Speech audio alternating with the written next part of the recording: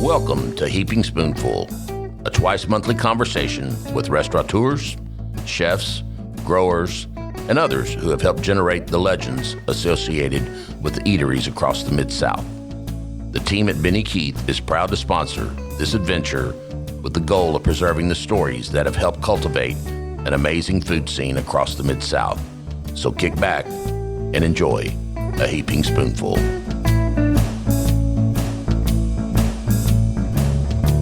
Greetings, everybody, and welcome to Heaping Spoonful. I'm Kelly Bass, and it is my pleasure, after decades of writing about restaurants for Little Rock newspapers and magazines, to be the host of this podcast and just talk about restaurants and the people who make them great. Thanks to Benny Keith Foods for giving me the chance to cast the spotlight on chefs and restaurateurs from across the Mid-South. Today we're visiting with Brayan McFadden. He's the chef at Brood Barley, one of the most significant additions to the dining scene in North Little Rock, Arkansas in many years. So welcome, Brayan. Kelly, great to be here. Thank you. Glad you are. First, let me congratulate you on what you and your team have achieved at Brood Barley. You opened the restaurant in June 2020. Oh, yeah.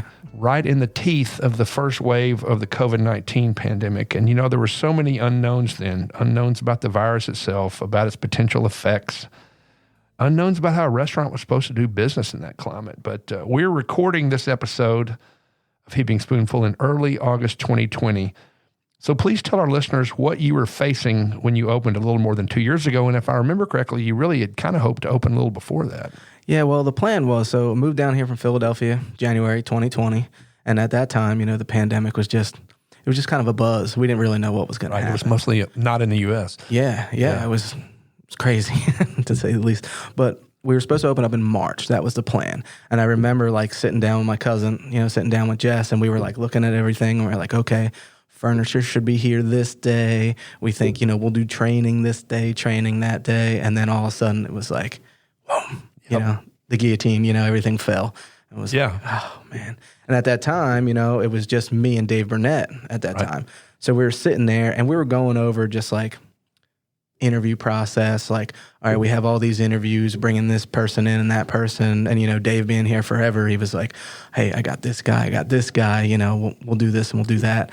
And then, you know, Jess had walked in that day after we heard a bunch of stuff on the news and was like, we're going to hold off a little bit, guys. We're going to go over to Flyway and, you know, we'll work at Flyway and we'll just do takeout for a bit and then we'll just see what happens. Sure. So we ended up opening up in June. And one of the reasons why we were able to do that is because the governor was like, hey, restaurants can open back up 66%. And we were like, let's just do it, you know? And then we went on to like a year and a half soft opening. Yeah.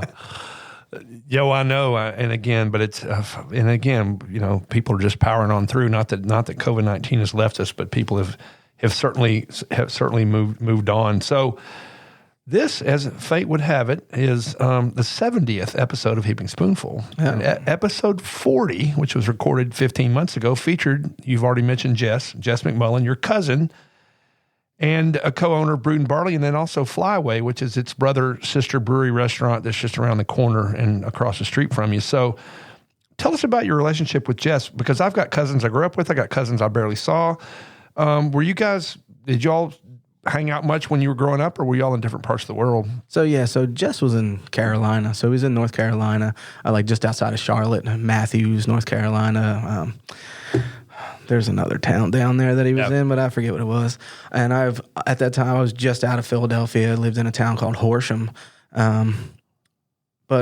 Actually, I can take this chance to bust Jess's stones a little bit. Okay. Jess barely ever came to Pennsylvania. It was always my family going to Carolina, so we always went to Carolina. Yeah. And Jess was my, you know, those years don't matter now, but back then Jess was, you know, he's a little older than me. He's about 10 years older than me. Okay, so Jess was kind of like my older cousin. But as I got older and started working in the restaurants, you know, Jess was already working in restaurants. So then every time we visit, gave you some common ground. Yeah. There was more to talk about then, you know. And then it got to be like, hey, maybe one day we'll do something together, just kind of like in passing, you know. Right, because, I mean, I know, and again, he was, as I said, the guest on the 40th Heaping Spoonful, and it took them a long time from the times they were talking about opening a brewery to opening a brewery. So, it did take them a while, but before they'd done it right, for sure. So tell us about the email or the text or the phone call. I doubt it was a handwritten letter where Jess talked to you about, hey, do you want to maybe come down here and leave Philadelphia and come to the garden spot of the South, North Little Rock, Arkansas, to be the chef at our new venture, which is Brood Barley? So I was the bar manager at the time at a place called the Spinnerstown Hotel. Back home. It was a pretty well-known spot. And that guy, John Dale, owns that place. He was the first guy doing craft beer. He was doing craft beer 40 years ago before anybody else was doing it. You know? But so I was working there, and I was actually walking up to work. My wife and I, we were doing like the switch off, you know. So I was working at night. She's working during the day. 'Cause you got kids. Yeah. So I got twin boys. So, you know, she gets home, and I'm like, all right, babe, love you. Gotta go, you know. So yeah, I'm walking up, and Jess called me, and I was like, hopefully, you know, when you see like a relative at the state like, calling you. Oh, but it's good news, not bad news. Exactly, right. Exactly. I was like, oh, wait, was anybody sick? Am I forgetting something? So I picked up, and I was like, hey, man, what's going on? So he said, hey, listen, you know, the spot just opened up right around the corner from Flyway. We've been thinking about it. You know, what do you think? And I was like, what do I think about moving to Arkansas? Yeah. I'd never been to Arkansas before. Right. And ever. You're not alone in that. I don't think before Jess visited either. Before he moved out here, I don't think he was here either. You know? Right. So it was funny because I was like contemplating it my whole shift. You know, I was like, yeah. And this is before talking to my wife about it. Yeah. She gets a vote. Yeah, I guess. You know. Yeah. And that night, you know, the bar doesn't close until 2, so I didn't talk to my wife that night. The next morning, we woke up, and of course, it's, you know, getting the kids up, and, you know. And how were the kids at that time? They're going to be 8 in November, and we've been here almost 3 years. So about now. 5. Yeah. Still require quite a bit of maintenance in the mornings. For sure. They might still at 8, but they did 5. From what I understand, they always do. Yeah. Right.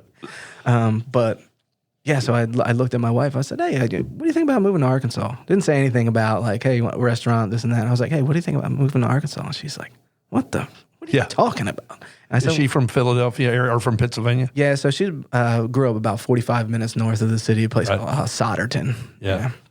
So kind of hicky, not really, but, you know. But with that being said, I said, well, I talked to Jess on the phone last night, thinking about opening up another restaurant right around the corner of the brewery. And I don't know, there's something to think about there, you know? So we thought about it, and we both came to the conclusion, like, we've never been to Arkansas. Like, we should at least go down and check it out. Sure. And, you know, justifying that at the time, before we even got down here, was like, you know, when we're really thinking about it, the kids aren't in school yet. All right. You know, they were going to preschool, you know, but it's not like we're pulling them out of, sure, you know, high school or anything. Yeah, right. They're not like on the football team or something, right? Yeah, exactly, right. You know. And, you know, her parents live almost 3 hours away. They live in Jersey. My parents live about 45 minutes away. My family, 45 minutes away. But we don't see them all that much. Not as much as we'd like to, you know. So we came down here and visited. We saw the spot. And right when we walked in, it was like, like, you get that feeling, you know. Sure, you get that good feeling when you walk into the room. And, you know, we walked around. And then I'm telling you right now what sealed the deal, Kelly, was, first of all, let me just preface this. Chicago O'Hare Airport hates me. Yeah. So if we're ever going anywhere together, if we're going through Chicago, just know that we're going to stay in Chicago. Right. You know, that layover. Every time I go through Chicago, it's a mess. It's just a mess. Yep. So, of course, we got stuck at O'Hare on the way home, and took us like 2 hours to find a hotel room. It's pouring rain, which is why our flight was canceled. Right. It's just, we're standing out, pouring rain, you know. Finally found a hotel with a good bar that was still open. Yeah. So we went in and had like a late night burger, like midnight, you know, shared a burger and a couple beers, and we sat there and talked. And then like the next morning we got up and we're like, you know what, let's just do it. You know, let's just, I mean, we got a good feeling about it. The biggest concern then was let's just find a good area for the kids, you know. Go to school. Yeah. Go to school, you know. And then about 3 weeks later, Jess called me up and was like, hey, I never really put a kitchen together before. Like, why don't you come back down? Let's take a look at this kitchen and see what we need. Right. And then after that, we had to sell our house. Yeah. Yeah. So that took like another year after that. Sell our house and get everything together before we came down. So it was a long road. Sure. Well, and so you were working as a kitchen manager at a place that sounds like, a bar manager, at a place that sounds like a pretty famous place. What else had you done in the restaurant business at that point? Oh, wow. So quite a bit. First of all, like my mother has been a long time server. My mother is going to be 70 next year. Edit that out. Don't ever say that ever. But yeah, my mom still to this day, she serves tables. Oh, wow. And she's on her third job right now. Wow. So she's done it forever. Forever. And I'm sure at 69 right now, my mother probably runs circles around half the people that I know for sure. I mean, my mom is. So you grew up with that as a kind of a role model of this is how you work the service industry. And that's what it is too. So, when we would go see my mom at work, we're walking through the kitchen, we know everybody in the kitchen. That's, I grew up with it. Right. But started off like a lot of people did, started off washing dishes, 13 years old, and then, it was that first day that I washed dishes at a place called the Roasted Pepper. And then I was watching this guy, John Noon, which he was a good friend, my best friend. There's a million brothers. They're all brothers in the family, the Herman boys. Their friend, John Noon. And like watching this guy like sling pots and pans, and it's Italian restaurant, so he's pasta dishes, artichoke hearts, and lemon and butter, and just I was like, I just kind of want to be here all the time, Yeah. So that's where I started.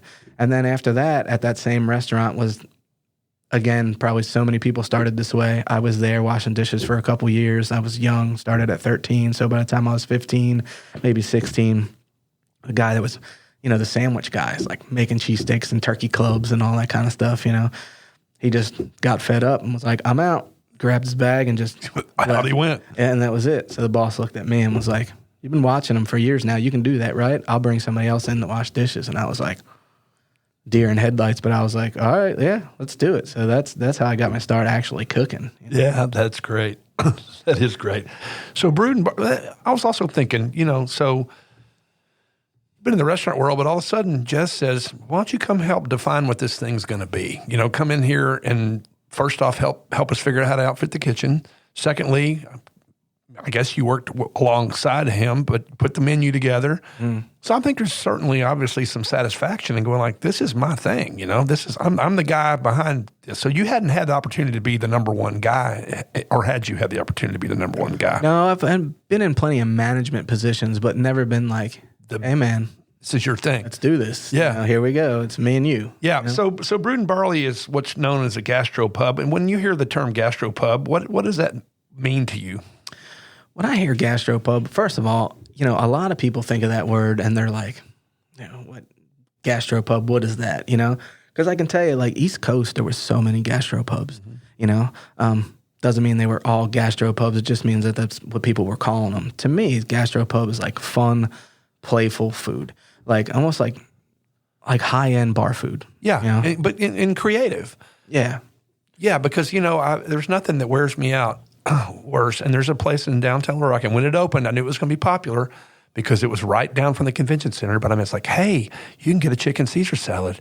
You can get a burger. You can get jalapeno poppers. You can get cheese sticks. You can get a turkey sandwich. It's like, but a lot of people are, it's comfortable. There's sports on TV and they have draft beer and it's comfortable, but there's another thing I'll have to say, and this is a complete compliment to Brood Barley, is the thing that I detest is when I go to a place and I'm like, okay, what do I want? Well, I'm going to settle for that because I don't really, I love Brood Barley because I could get 12 different things because there's so many appealing things. When you were planning the menu though, what were like the 2 or 3 things like, oh, we're going to have a this and a this and maybe a this? Well, I can tell you that this menu was written before we even moved down here. Okay. And the reason for that is my kids were in preschool and there was a Dunkin' Donuts up the street and the preschool only lasts like 2 hours and we lived like 15 minutes away. So I dropped the kids off at preschool, go to Dunkin' Donuts with my laptop, and Jess and I would just like email and text and stuff back and forth. Like, I've always wanted to do this. How about this? Blah, blah, blah. The biggest thing was I wanted to bring like a legit Philly cheesesteak down. And that's exactly what it's called on them? Yeah. I want to do a legit Philly. And, when you go, Kelly, you go to Philadelphia. Have you ever been? Yeah, I have, and I'm going back, and we're going to talk off the mic about when I go back. So there's a cheesesteak shop on every corner. Sure. And everybody says like this is the real Philly cheesesteak. Right. I mean that's the thing. And everybody's got it hanging in the window. Sure. And everybody knows the Pats and Geno's, but Right. we'll talk about that off the air. But to me, the legit Philly cheesesteak was the cheesesteak that I grew up with. And that's the one that I grew up with is the one that we make at Brood. Yep. So we wanted to do a Philly. We wanted to do so deviled eggs were huge, but nobody was doing them in Philadelphia. Quite a few people have them down here on the menu. So I said to Jess, I was like, man, I really want to do a Scotch egg. Yeah. Like old school kind of pubby, real pubby, Sure. Irish, English, whatever. Which tell people what a Scotch egg is. I know what it is. Egg wrapped in sausage and fried, right? You know it. Yep, that's what Yep. it is. Okay. We use hard-boiled egg. Yep, hard-boiled egg. We hard-boiled it. Sometimes people with 7-minute egg it or whatever, Right. but we hard-boiled it. And the reason why we hard-boiled it is because we ended up deviling it. And Jess and I went back and forth. Like, tell me that. Yeah, so we would do a Scotch egg or a deviled egg or whatever. And then finally one day it was like, and I think Dunkin' Donuts was out at that time. I was like, we're not, that wasn't a coffee texter. That was like, we're drinking beers and going back and forth. And we were like, why don't we just devil it? And then I was like, Devil's love Scotch it. egg. Yeah. So that was 2. Was there anything else that you knew, or did it all just kind of Fried olives. fried olives? I got to try those. Yeah, fried olives. I've seen lots of people talking kindly about those. Jess had he said, listen, Tina and I, we have tried this fried olive thing and, done it like this, done it like that.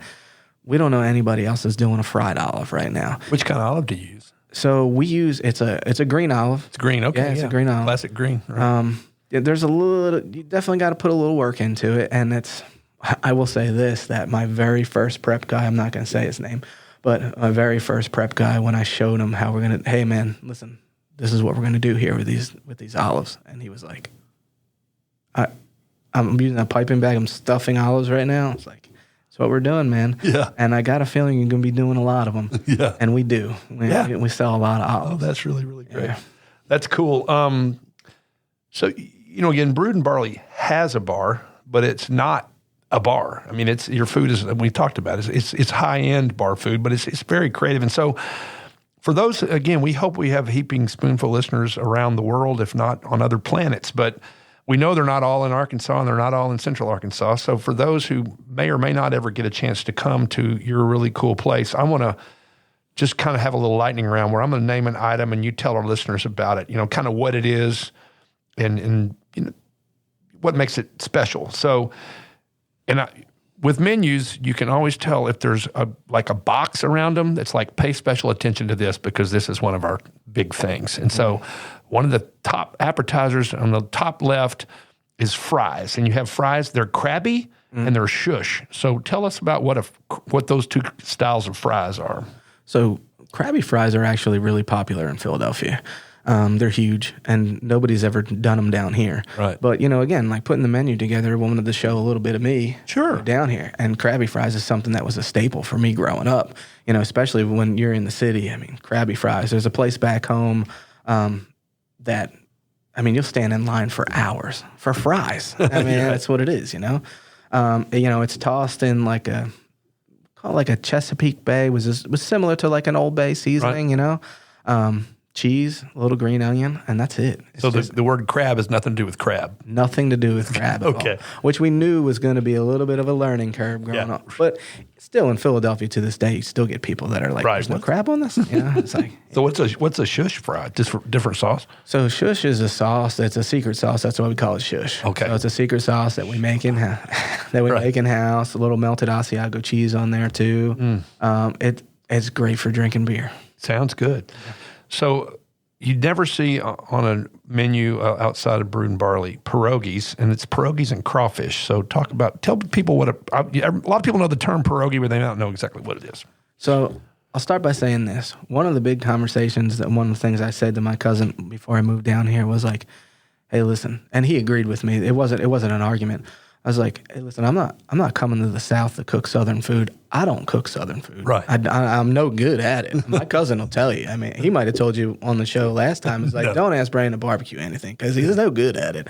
I don't barbecue. Yeah. I mean, don't get me wrong. I mean, I can put barbecue. But that's not what you're going to anything, serve at a restaurant where you're the chef. Yeah, that's not my thing. So he said, "Oh no, man! I don't want you to come down here and start smoking. I mean, we have a smoker, but we're not smoking butts or we're not smoking brisket. We don't do that. Right. I smoke blueberries. We smoke different things. But with that being said, we're in the South, so it's crawfish. So like, how can I take a little bit of crawfish and make it my own? I grew up in a restaurant with a good friend of mine that I still talk to this day. His name's Piotr Szewczyk, and he's from Poland, and he taught me how to make pierogies. I worked banquets with him for the longest time, and it was great. He just showed me how to do it. It was something I always wanted to put on a menu, and he was very much like, even though he's younger than me, he was that old school teacher. Like, how do I know when it's done? It's like, when it feels like this. Is it. So I always wanted to put pierogies on the menu. Tell people exactly what one is and how you make it. So it's a potato dumpling is what it is. So you make a dough. It's easy dough. I mean, it's flour, water, salt. That's it. You just got to get it so the texture is right. So is it like a dumpling? Yes. Okay. Yeah. And we, potatoes inside, salt, pepper, garlic. I mean, Okay, so you stuff them with potato. stuff them with potato. Oh, man. Yeah. And what is it? So it comes with crawfish. Is there a sauce on that? So we call it a crawfish cream sauce. So it's cream, a lot of fresh tarragon, a little bit of corn, pepper, onion in there. And then, thicken it up really nice. And just like you would finish like pasta at your house, you make them pasta and you always toss it in the sauce. Right. So the dumplings, the pierogies, they come out of the water, out of boiling water. Once they get soft, you toss them in the sauce with the crawfish and the cream, lay it out. And then we garnish it with a little bit of fried tarragon too. We're recording this at lunchtime, and I haven't had lunch, so this is even tougher on me than usual. Yeah, me neither. So, tuna and tentacle. And I think I know what tentacle is, but I know what tuna is. How did that come to be? How is that just something you... That was one thing that we had to figure out when I came down here. We, Jess and I, we were like, we want to put octopus on the menu. This is what we want to do. We want to put octopus on the menu. And there's a couple other guys doing it right now, but like, we want to do it, and let's figure this out. So I had this awesome girl that was working with me at the time, Melanie, and she was from Hawaii. And we just sat there one night, and we were there all night. And we were like, all right, let's figure this out, So we did it's a barbecue tentacle is what we did. But, we don't necessarily barbecue it. We use a barbecue sauce that we, lay on the plate. It's a sous vide octopus tentacle, gets a little Cajun seasoning on it. We finish it on the grill to order. Some good sticky rice in the middle of the plate. And then the ahi tuna, we call it flash fry. We flash fry it, put a little breading on it with a little black sesame, and just it kisses in the fryer just for like 30 seconds. That's it. Right. So it's still raw like it should be. Yeah. It gets a little crust on the outside. That's... I love that dish so much. Yeah. So steamed mussels, and again, something I'm sure you brought with you, although there are places that do mussels here. But you have 3 styles. One of them even has your name in it, doesn't it? So the Broadway sauce. Yeah. So that sauce is coconut, yellow curry. It's got chili flake, a little bit of cayenne. All the right flavors. It's got a little bit of bite to it. Great for drinking beer. Good for an IPA. They're definitely my favorite mussels. So whenever we do a menu change, we have those 3 mussels, but those are the Broadway mussels, and they stay. And we change the other 2. That's usually what happens because I think if I took the Broadway mussels off the menu, somebody might throw a brick through the window. And you do not want that to happen. Yeah. That's cool. And then you got shell belly sliders. So these are not your burger sliders. Tell us about shell belly. There's actually a really good story behind this. So, and I've told this story so many times, and I can't tell you what year it was, but it was back. I might have still been in culinary school at that time in Philadelphia. Friends of mine were bar hopping. We were drinking all night. I think we just got done like an exam or something like that. Right. So we're hitting the city. We're celebrating, whatever. So we're going around, and we hit one of our favorite bars. It's called General Mechanics. Awesome place. It's like an old bank. The owner of the place is really big into like taxidermy and stuff. I mean, he's got like an antelope that's like a lamp behind the bar, and kind of crazy stuff like that. You know? But the cool thing that I always loved about their menu is a chalkboard, had 10 items on it, and it changed every day. Right. So no paper menus, you just, that chalkboard, that's what's there. So we had been drinking a lot. We get up there about, 1:30 in the morning, and they just had a bunch of sliders on the menu. And it was like, one was a scallop slider and one was a pork belly slider. And listen, I've worked the restaurant business forever. I worked behind the bar. I grew up in an Irish pub. This bartender was just not happy that night. Let's just say that. Yeah. He wasn't in a very good mood. Right. So us coming in and, had already had some beers. He wasn't really having it. So I said, man. At 1:30, no less. Yeah. So I said, there's a scallop slider on that menu and there's a pork belly slider on that menu. I don't want 2 orders of sliders. I said, can you put that together? I want scallop and pork belly on the same slider. And he was like, nah, man, we don't do that. Real angry, walked away. And I was like, well, fine, man, forget you then. Like when I open up my restaurant, I'm putting it on the menu. and here we are, Scallops and pork. I had that in my back pocket, Kelly, for 20 years. Oh, that is great. And you finally got to do it. All right. Well, on that highlighted note, it seems a good time to pause for a minute. So thanks, everybody, for listening to this episode of Heaping Spoonful with our guest, Brayan McFadden, the chef at Brood Barley in the Argenta neighborhood of North Little Rock, Arkansas. So hang on. We'll be right back.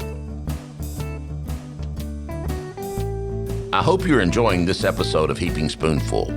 We at Benny Keith Foods enjoy talking about the food scene almost as much as we enjoy providing the top quality ingredients that help restaurateurs and chefs across the Mid-South create their magic. Now let's dive even deeper into the culinary world with your host, Kelly Bass.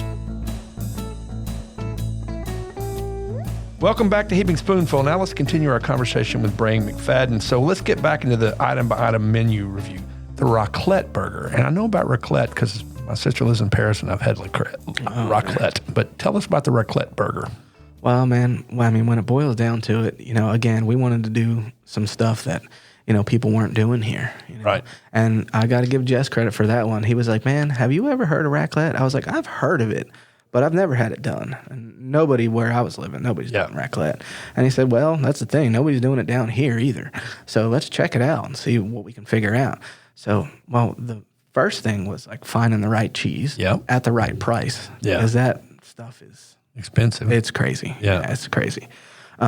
So we found it. We found the cheese, and we just started toying with it. We spent a pretty penny on a good 6 weeks, 8 weeks, just like not only finding the right cheese, but finding the right pans to put it in and how we're going to do this, because we don't have the space to have a heater that's going to do this and do that, So that raclette is just big old stinky Swiss cheese, that we pour tableside. So we put it's just over the burger? Goes right over the burger. Okay. We make these Pilsner onions that also go in on the Philly cheesesteak, which is a labor of love in itself. So that whole burger and the way that came together is just... Yeah, I've seen people raving about it, and I've seen pictures, and it looks extremely good. So then you have one on your menu called the Big Stupid Burger. Yeah, so we always wanted to, and this actually came about... those emails, that Jess and I were sending back and forth, before we moved down here. Our first menu we absolutely loved, but we were like, you know what, man, we're a gastropub. There's not enough stupid things on this menu. There's not enough. We didn't think at the time there was enough stuff on the menu where people were like, what is this? What are you doing? Even though we were doing fried olives and a tuna and tentacle and stuff like that, it was like, we want something else, but we also wanted something. Listen, every kitchen that I ever worked in that I had no creative freedom at all, I hated. Right. I couldn't stand it. Whereas it's like you're cooking the same thing every day. And it's not my restaurant, so I don't get to make specials and that kind of stuff. I despised it. Hated going to work every day. So I said, going back in those notes, we had a Big Stupid Burger, and it would change every month. So he was like, oh, I totally forgot about that. Let's do it. So we put that on, the menu last time. Changes every month. And we love it. And it also gives the guys in the kitchen, the people in the kitchen, a little bit of freedom. I'm like, hey, John, I need a Big Stupid Burger for next month. It's 2 weeks away. So think it up, right. Start thinking about it. So it's just the ingredients that go with the burger? That's it, really. Yeah. But when I tell you, when somebody, and we have people that fight over it, like, no, I want the big stupid burger next month. I'm like, all right, well, guys, come on. Yeah, bring it. Come at me. Let's see, what do you got, And I can't tell you how many times, Kelly, I'm like, hey, man, these flavors are awesome, but it's just not stupid enough. I mean, look at it. I don't need a bacon cheeseburger. Yeah, that's not what I want. I want something dumb, I want something everybody's going to be like, I never thought I would have this, And I have my favorites, of course. Right now, we're doing the guy Brendan came up with it. My guy Brendan came up with it, and it's he calls it I'm on the vacation. Now I forget what it is. It's a everyday vacation burger or something like that. It's like pineapple, making house-made Spam, this huli sauce, which is like a sweet teriyaki sauce. We put a glaze on the bun, macadamia nuts, and toasted coconut. Very Hawaiian. On the bun, Yeah. We just have so much fun with it. Oh, that's cool. And then there's, in very big letters, the rib. The rib. Tell us about the rib. So, going over the menu, we wanted something with a big old bone. That's what we wanted to do. So immediately I was like, man, we can do short ribs. Like, we can do short ribs. We can put a big, tomahawk on there if we want. But I didn't know, especially during COVID, like price point, do we want to put $100 item on the menu? Yeah. Probably not. Right. So the short ribs, when I saw the product that we ordered, at first I was like, all right, this isn't going to work how I'm thinking it's going to work, I mean, it's a big old, 10 to 12 ounce rib. So I said, we went back to like, I'm not barbecuing anything. Most people were going to smoke that, And so Rich Cosgrove, I'm good friends with Rich over there at Whole Hog. And I remember Kevin Shanlon from Mighty Rib said to me, he's like, man, you're not going to smoke that thing, are you? And I said, Kevin, we've had this conversation before. I'm not smoking anything. Right. Nothing. I'm not smoking any meat. I'm not doing that. So, I mean, we went back to traditional. I worked in American Continental restaurant for the longest time. I'm doing a braised short rib.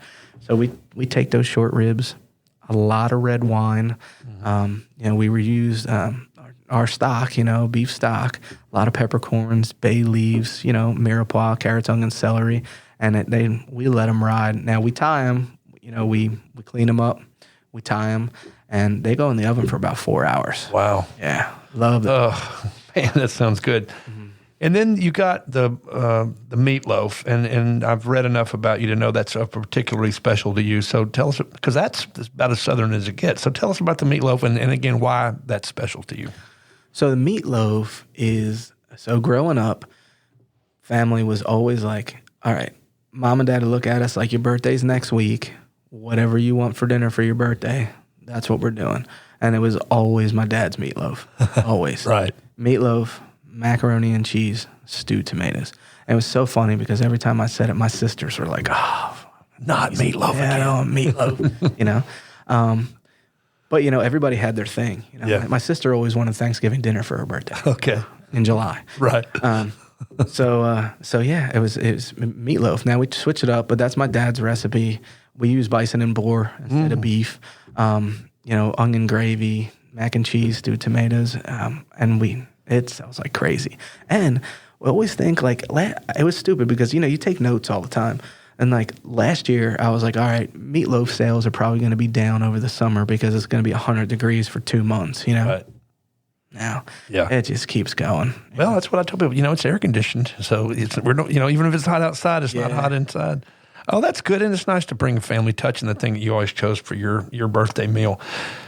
So then you have, and I won't mention the price; it's very reasonable. But you have the beer tasting menu that I don't remember how many beers, but you get a course with each beer. Right? Yeah, absolutely. Is that something that the table needs to do? I mean, like one person can't order that. Oh no! Like if you come in with if my wife wants a legit cheesesteak, then I can do the beer tasting menu. Absolutely. Yeah. Absolutely. Yeah. And does the food stay the same all the time, or is that something you changes every month? Okay. So and say if if you were in with a couple people and one person wants to do the tasting menu, you just got to watch because they're going to eat before you eat.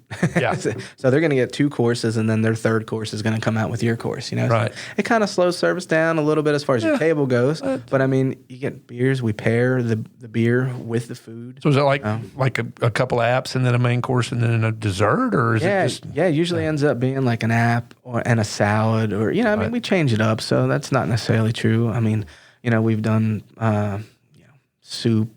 We've done a salad, or we've done soup and an appetizer, whatever it may be. And then you get, an entree and a dessert with it. Yeah. Cool. So now let's talk about your beers, because they're created by the brilliant brewers at around the corner at Flyway, but they're not the same beers, which I like that, because there's one of your IPAs there. I get it often. That's on the Brood Barley menu. Single hop. Single hop. Single hop is good. So they make different beers that you have that they don't necessarily have, and then they probably have some things that you don't have. Well, the cool thing about it is, first of all, nobody talks about, our head brewer enough. Tim Berkeley. The guy's a mastermind, Jess made sure that we talked about Tim during his podcast, for sure. It's a sleeper, because I guarantee you can walk down the street and you say Tim Berkeley and everybody's like, who's Tim Berkeley? Yeah. First of all, Tim, he's very Tim. Yeah. I can say that, But I mean, the beer that this guy and his team, Nate and Bobby over there, I mean, they're killing it right now. They really are. And, everybody says like, hey man, what's your favorite beer? And I'm always like, man, it's this, this, and this. And they're always like, oh, that's because you work there. I'm like, no, I'm not kidding. Yeah. Like, have you ever had the Peregrine at Flyway? I mean, have you ever had that pale ale? It's unbelievable. Have you ever had the Shadow Hands? Have you had the Brown? Right. Like, I mean, Tim and his team over there, they crush it, and they don't get enough credit. But go back to that single hop. That single hop, no lie, is one of the best IPAs I think I have ever had in my life. I mean, the idea behind that, though, Kelly, was really funny. Is like, we wanted to be a little bit more playful at Brood. So we said, all right, listen, this is what we're going to do. Is we're going to start with a Citra hop, okay? But every beer that we put on that line will be called the single hop. We're just going to start with the Citra. And next one might be Amarillo. The next one might be Warrior hop. But it'll be one hop. Single hop beer. That's it, Mm-hmm. We landed, the first beer was the Citra, and it has not changed. It hasn't changed. I was going to say, they always taste the same to me. They're so good. And they really, really are. And, I'm kind of equal opportunity. I mean, there's styles of beer I like, but I drink beer at different breweries around town.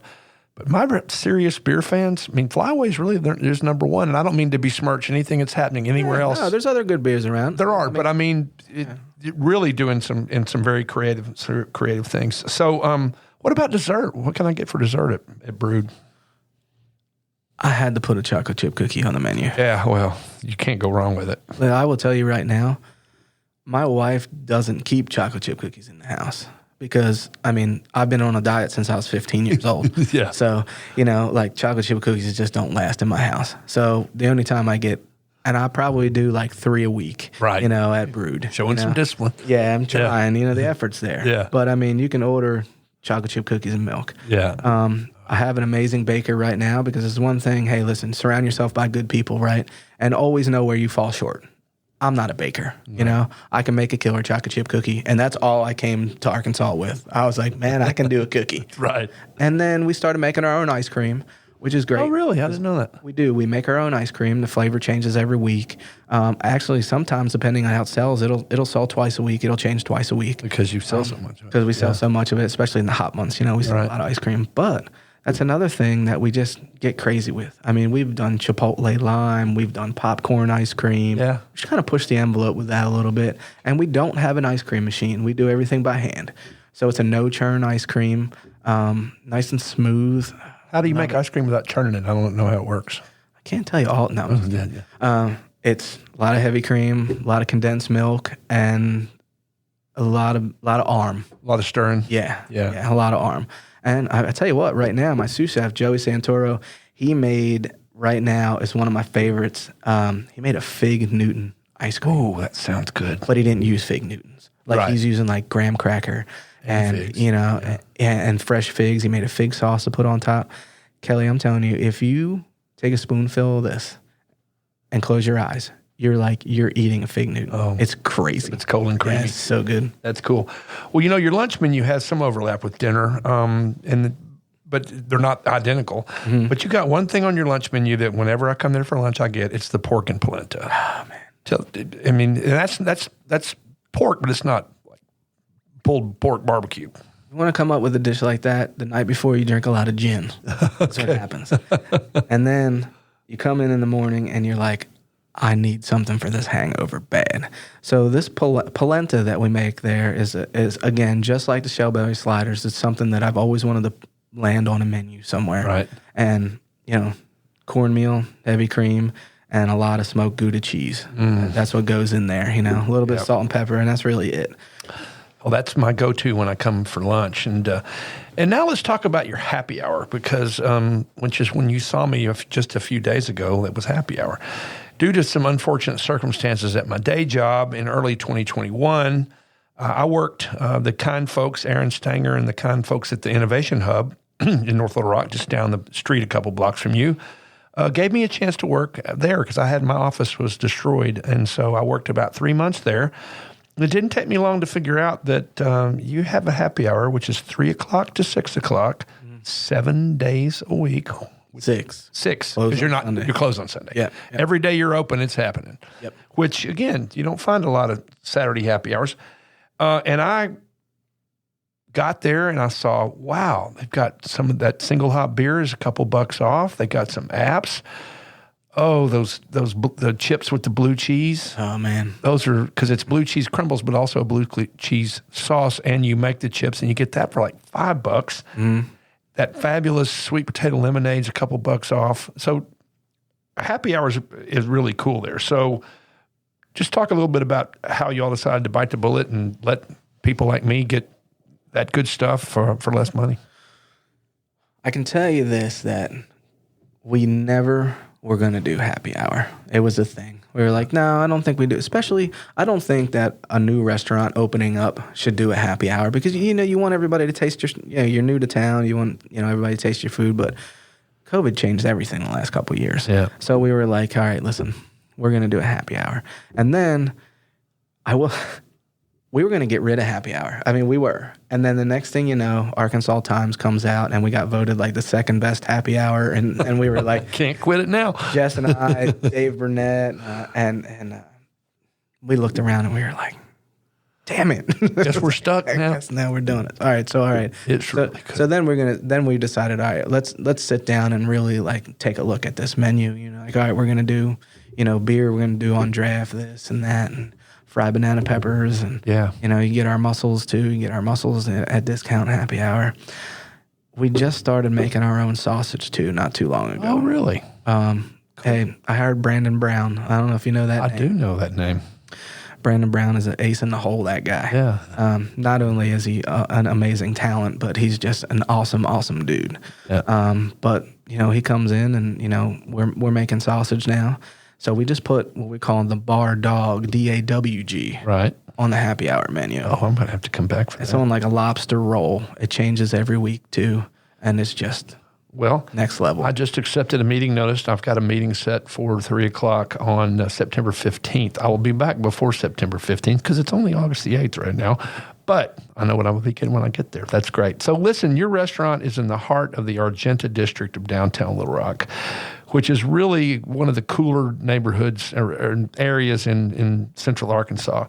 And you're really part of a big contributor to, but part of a vibrant bar and restaurant scene. And there seems to be a lot of camaraderie among the businesses there. During the height of the pandemic, there were a lot of blocking off a couple of blocks of Main Street and having outside dining, which gave everybody a lot of comfort in those troubled times.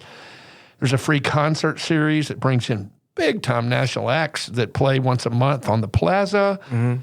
You've got First Orion there. You've got the CVB there, Convention Visitors Bureau. There's just a lot going on. John Crow's getting really involved in the concerts, and he's a big supporter. John Godin, of course, is you're right next door to the Kansas office. Just talk about being a member of that community and the vibe of the district now.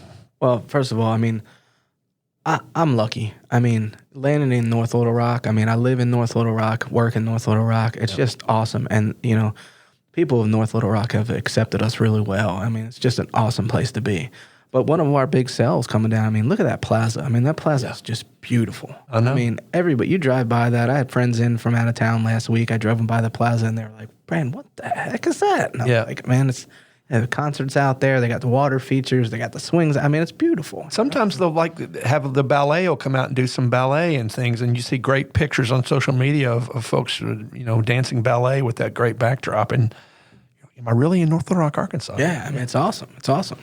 But, again, I don't want to use the word positive and COVID in the same sentence, but I'm going to. I mean, one of the positive things that came out of COVID was everybody looking at each other and being like, hey, we're all in this together. Yeah. Okay, so let's do this, So, my cousin and I got together with Conan, Four Quarter, Lewis, down at Reno's, Chris Kent, Joe at Crush Wine Bar. Sure. And we were like, hey, we're in this together, okay? We might be competing, but hey, listen, guys, we're all doing different things.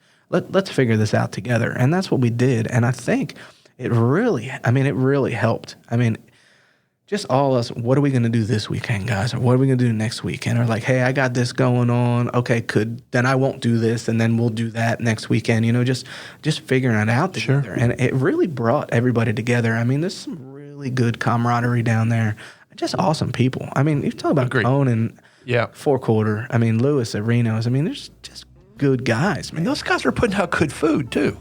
Sleepers, man. They're sleepers. I know. I mean, I got people coming in from out of town. Like, of course, they want to eat at our spots. They want to eat at Flyway and they want to eat at Brood. And then I'm like, hey, guys, just so you know, we're going to Four Quarter tonight for wings. We're going, No, I know it's great. Well, listen, Brayan, thank you so much for being our guest on Heaping Spoonful today, and continued good luck with Brood Barley. And thanks to all of you out there for listening to this episode. We post them on the first and third Tuesdays of each month. So check out ones you missed and keep an eye out for the new ones. And goodbye. Have a great day.